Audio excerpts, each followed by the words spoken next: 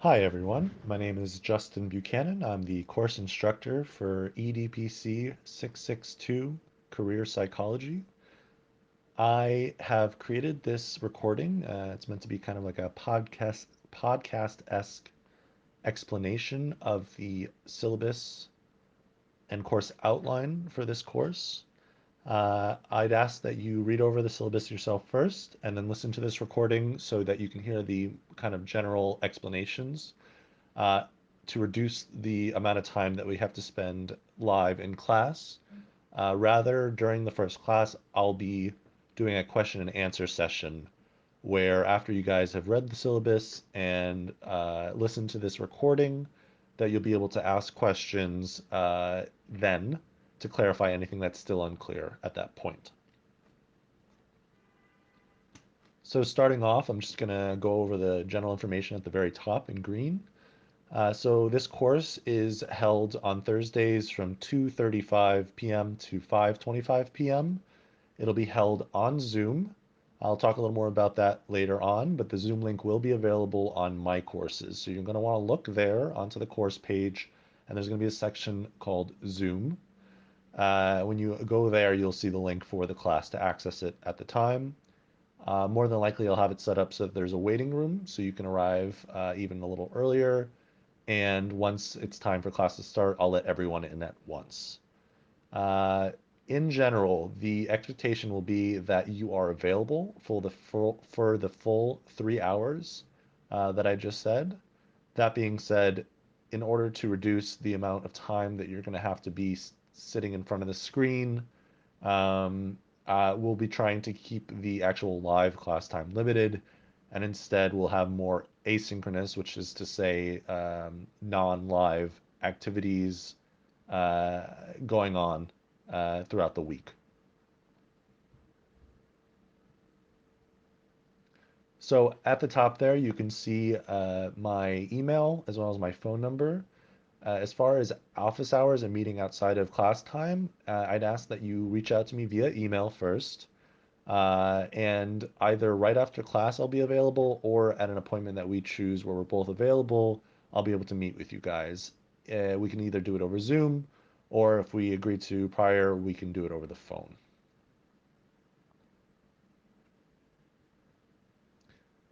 So next there, you'll see that my email is listed as well as my phone number. I'd ask that communication be pretty much exclusively via email. When it comes to office hours and meeting outside of class time, I can meet by appointment. In general, I'll be available right after class, but I'll also be able to make appointments at another time in the week where we're both available. And we can either do that over Zoom or we can also arrange a phone call. The TA for this course is Melissa Suarez del Rio. Her email is also there. I'll be introducing her on the first day of class.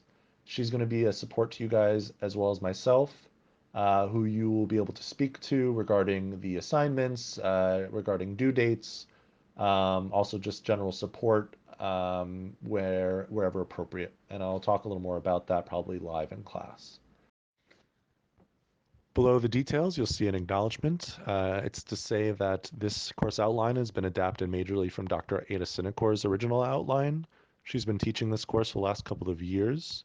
That being said, there are additions and changes made by myself to adapt to the now online context of the course, which is the first time we're doing that this way, as well as some additions that are relevant to COVID in the context of career psychology.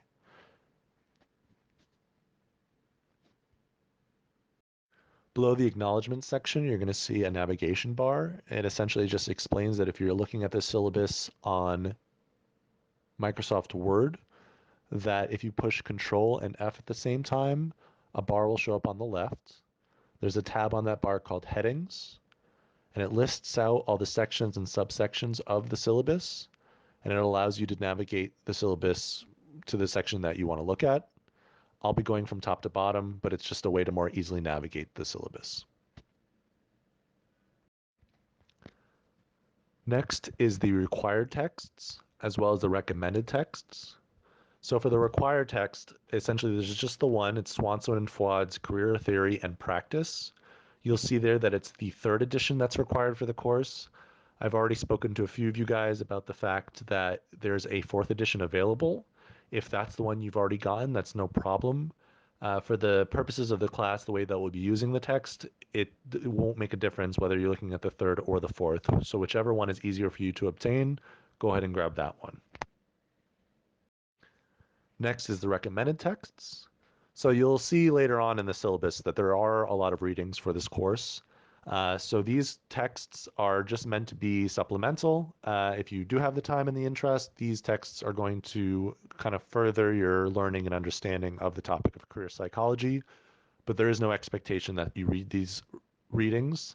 It's only the required texts, both that textbook that I just talked about, as well as the articles and publications that will be listed on later in the syllabus that are required for you to have read.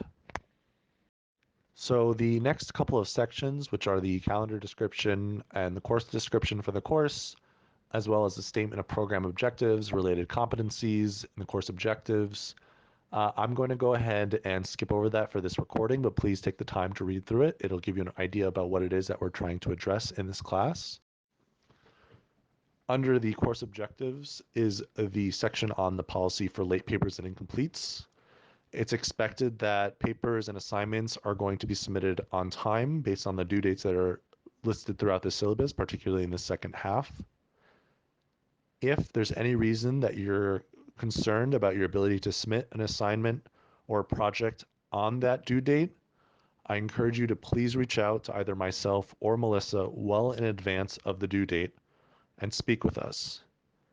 I can't promise that we'll be able to make an accommodation based on your situation, but it definitely won't happen if we don't discuss it. So please don't hesitate to reach out. Next is the university statement on academic integrity. You'll notice that this is the only section where all the words are in bold.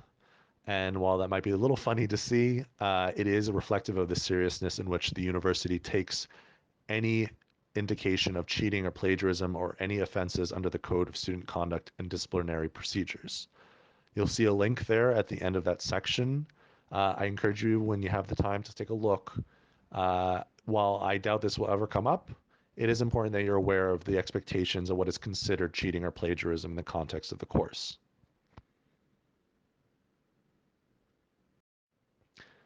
Next is the section on disabilities.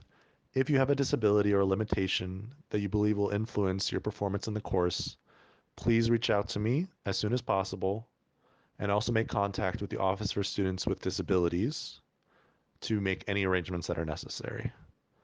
You'll see there that there's a phone number as well as a link to the website.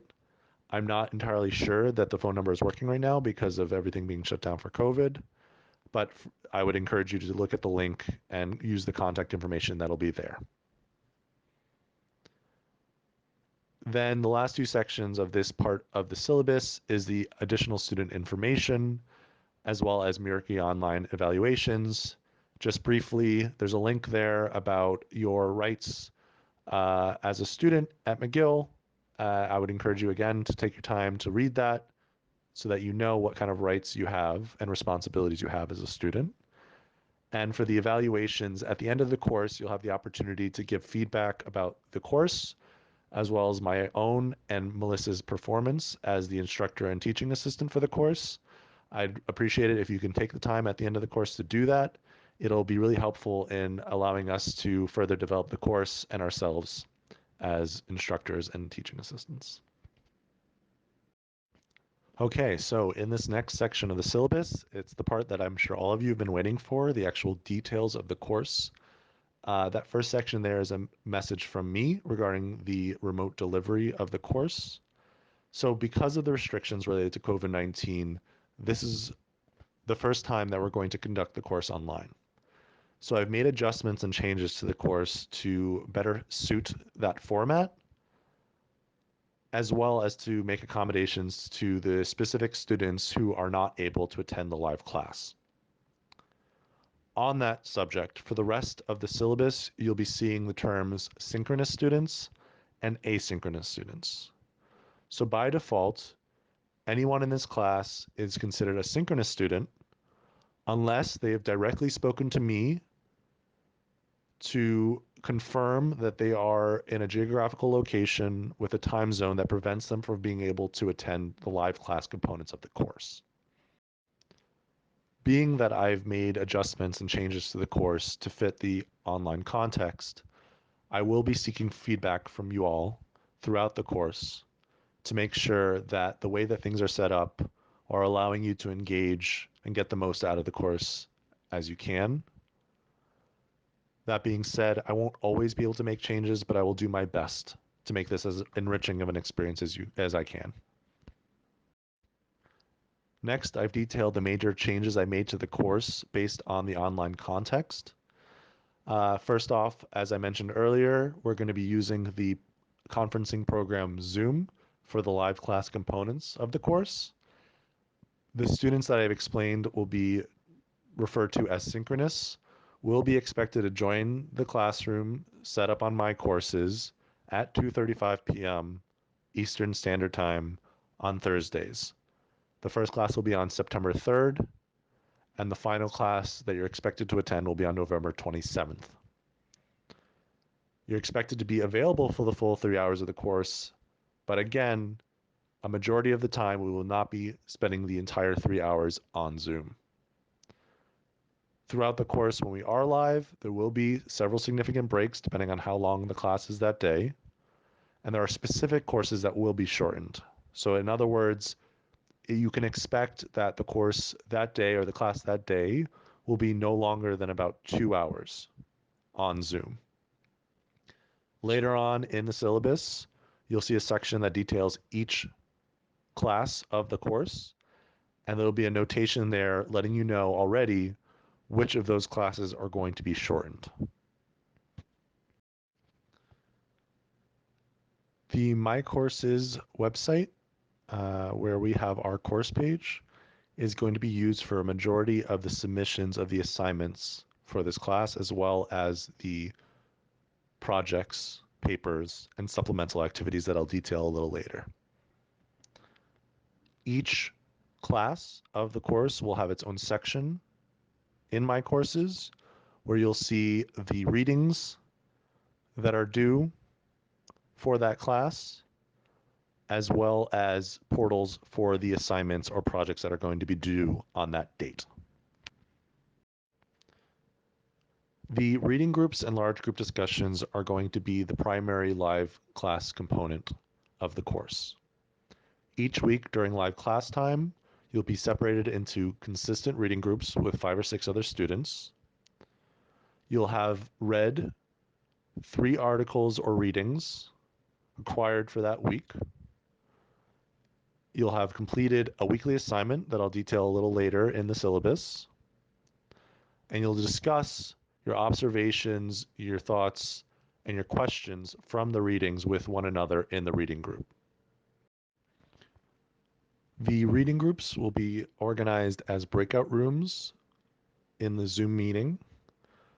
And while you're having your discussions, myself and Melissa will be going around joining the different reading groups over time to talk to you guys about those observations, about those questions you might have about the readings. Each week, an individual in your reading group will be responsible for noting down 5 discussion points and questions in order to bring to the large group discussions.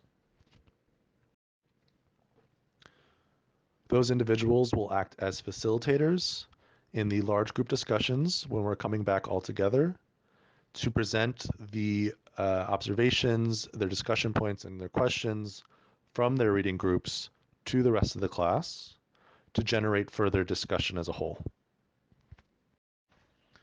My last note about reading groups and large group discussions is regarding the asynchronous students who, again, will not be able to attend the live class component of the course.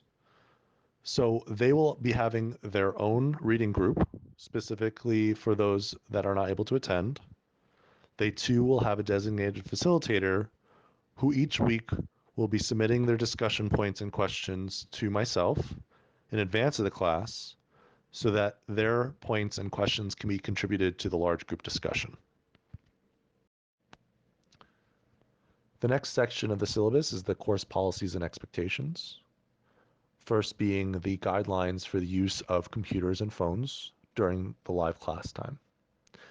So in order to minimize the potential distractions that would take away from active engagement in the course, the use of your phones or computers for purposes unrelated to the course are not permitted during live class time without my explicit permission. Regarding recordings that I will be making of the course, there's going to be portions of the course that I will be recording, both audio and video, on Zoom in order to facilitate the accommodation of the asynchronous students. While these portions are not necessarily decided just yet, they're more than likely going to include lectures, the question and answer portions of the class. For example, the question and answer portion that I'm going to have in the first class with you guys about this course outline, the large group discussions, and later on in the course when we have presentations, the presentation discussions.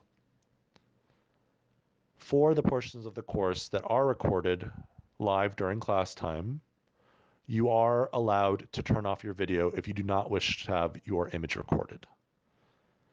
I, of course, understand for those that might be uncomfortable, though I do encourage those who are comfortable to keep their videos on, both to encourage participation and also to allow us to connect with one another.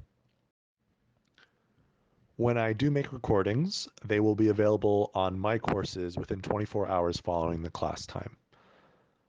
That's so, again, asynchronous students have access to it, but also so that you can review it in the future as needed.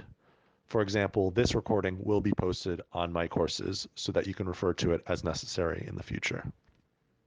There are also components of the course that will be pre-recorded, such as lectures, that will be made available by the Monday prior to the class that's relevant to it. These recordings, as well as all of the recordings I've detailed, are not to be shared with those that are not enrolled in the course and should not be used for any purposes other than the facilitation of the course. Regarding the attendance and participation of the course, due to the structure of the course, particularly the significant amount of reading, the expectations of critically analyzing those readings and applying those readings to class discussions, students are expected to be active participants in discussions of readings and cases in both small and large group discussions. Therefore, attendance for live class time is mandatory for all synchronous students. The exception is that students may miss one class without penalty. Any unexcused absences after that individual one will result in the lowering of a letter grade by half a letter. The example being, if you were going to have an A, you will instead have an A minus. For participation and attendance regarding asynchronous students, there are going to be assignments specific to those students who are designated as asynchronous that will be required to represent their engagement in the course. Those assignments are going to be detailed a little further into the syllabus.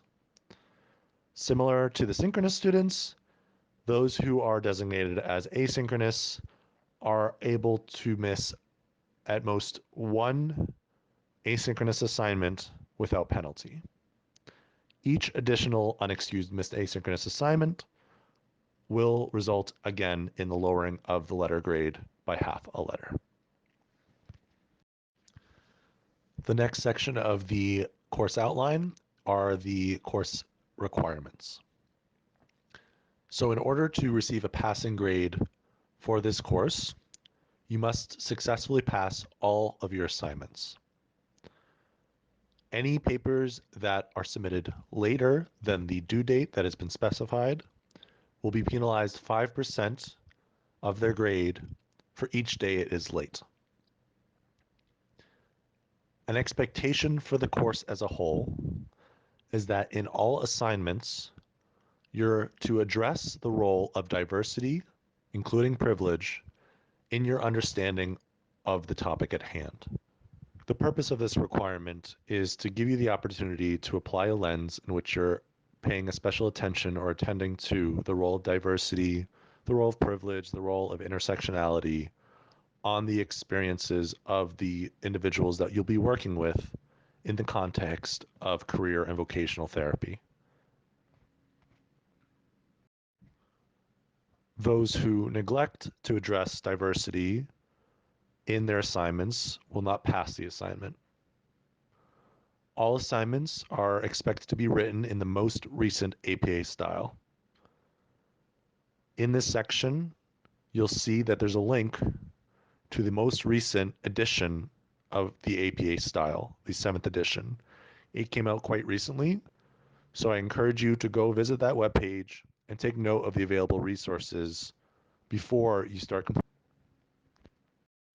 The next section, titled Specific Assignment for Asynchronous Students, details the two-part assignment that asynchronous students will be responsible for to emulate their participation in the large group discussions.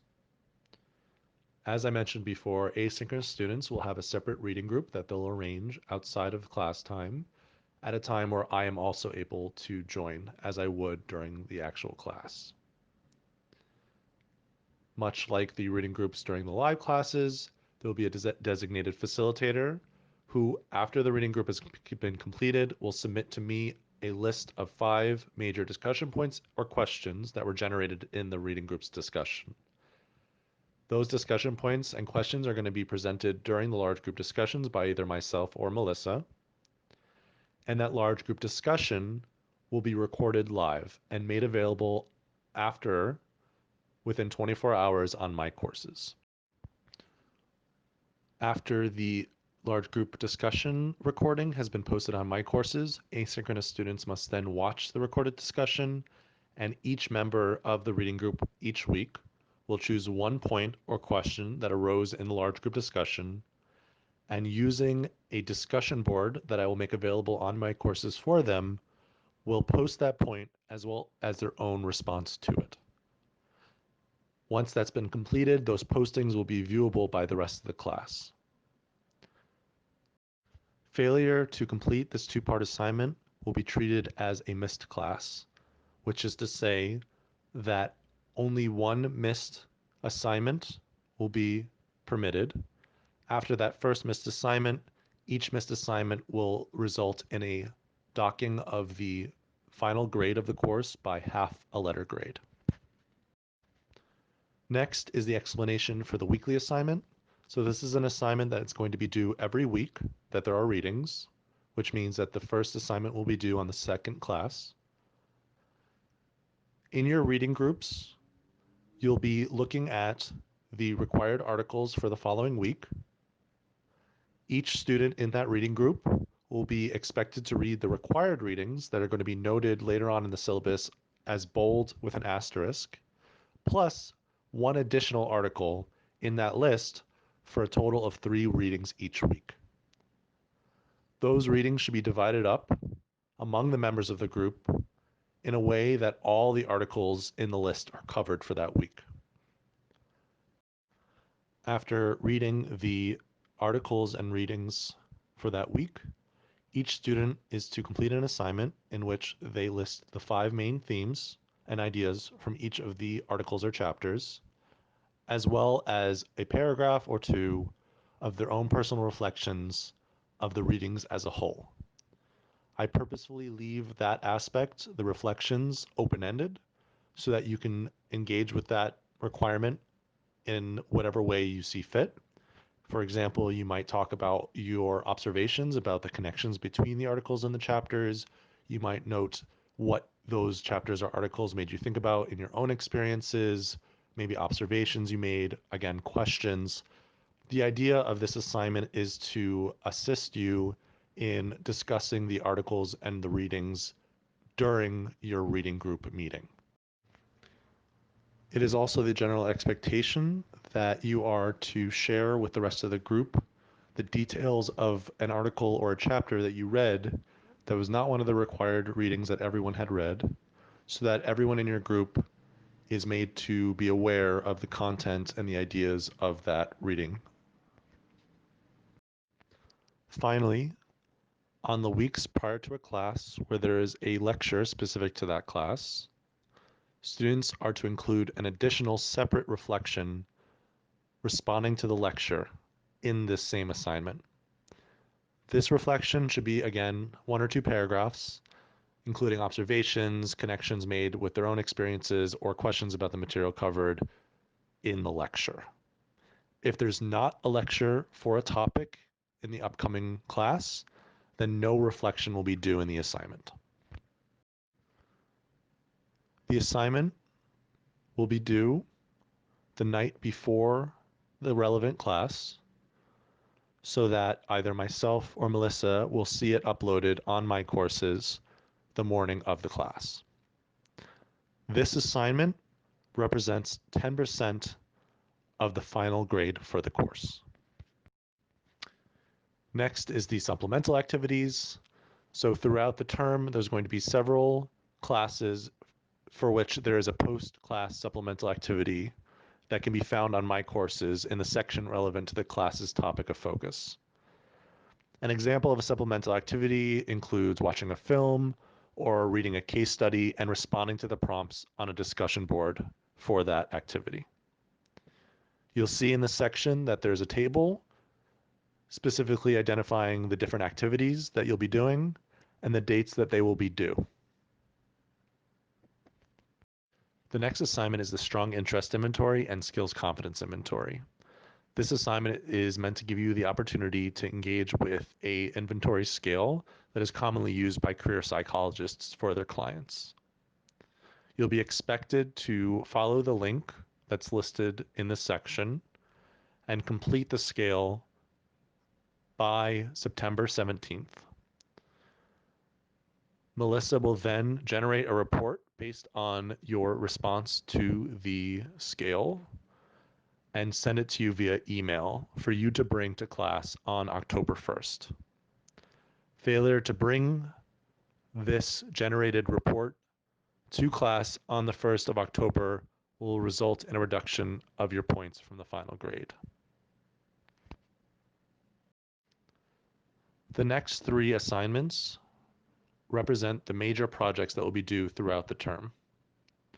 The first project, called a cultural careerogram, will involve creating what will eventually be explained, but is essentially a genogram that outlines 3 generations of career development in your family.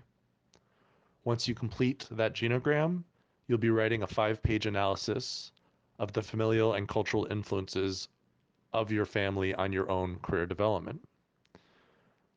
Details about this project will be provided later on in one of the following classes. This project represents 25% of your final grade and will eventually be due on October 1st.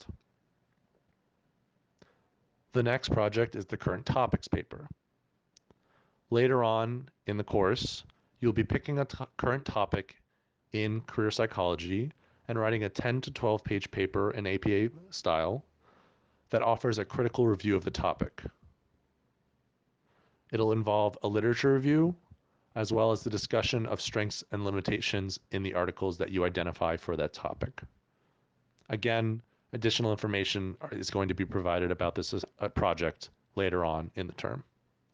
This project represents 30% of your final grade and will be due on November 5th. The final project that will be due at the end of the term is a group presentation video on the topic of the career issues relevant to a specific population. You'll be divided up into groups of 4 to 6 students to create the video together in whatever format you see fit. The idea being that it should be about 30 minutes long, and when you're done, you'll be posting it on my courses for the rest of the class to watch. In the final 3 classes of the term, each group will have a 20-minute question and answer session with the rest of the class to respond to questions and observations that they have about your presentation. Details about this project, again, will be presented later on in the term. This project will be worth 30% of the final grade. The next section lists the key dates and the grading breakdown that I've been describing in the previous section in a table format to make it easier for you guys to see it all together. And so you can put it in your calendars and refer back to it as necessary. Again, just to quickly go through the assignments and their final grade portions. The weekly assignments are 10% of the grade. Supplemental activities represent 5%.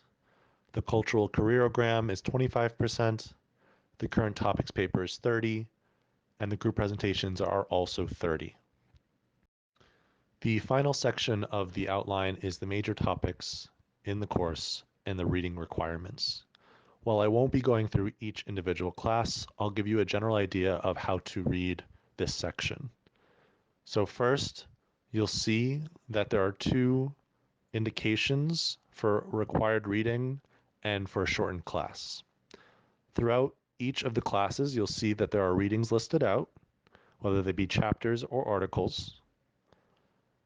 When you see that it's in boldface with two asterisks, that means that each student individually is expected to have read this reading. For the remaining readings in the list, those are the readings that are meant to be divided up between the members of a reading group so that in the end, each of those readings has at least been read by one of the members of the group. For the readings that are not marked in bold, it will sometimes be that two individuals in a reading group will have read the same article. What is important is that during the reading group meetings, that those who have read an article that the others have not is explaining the main ideas and topics in that article to catch up those who had not read that article. The other indication is for shortened classes with the two plus signs that will be next to the title of that class. What this is meant to represent is that for certain classes, it will be very likely that the class will be no longer than 2 hours. Instead, it is going to be that most of these classes will be followed by one of those supplemental activities I explained earlier. Finally, you'll see that the date of each class is listed, and next to that is the topic that will be focused on in that class. Please take your time to read through each individual class to get an idea about the topics that we're going to be covering and the expectation of readings that will be for each of those weeks. At the bottom of this section, you'll see that there are 3 classes represented by group presentations. It's during these classes that you'll have the opportunity to engage in a question and answer session with the rest of the students in the class so that they can share their observations and their questions about your presentations and that you can respond to them. And that concludes the overview of the course outline for Career Psychology EDPC 662. I hope this recording was helpful, and I'll look forward to talking to you guys about the outline in class, where I'll be doing a question and answer session to respond to any uncertainties that you might have about everything that I've explained here. Take care.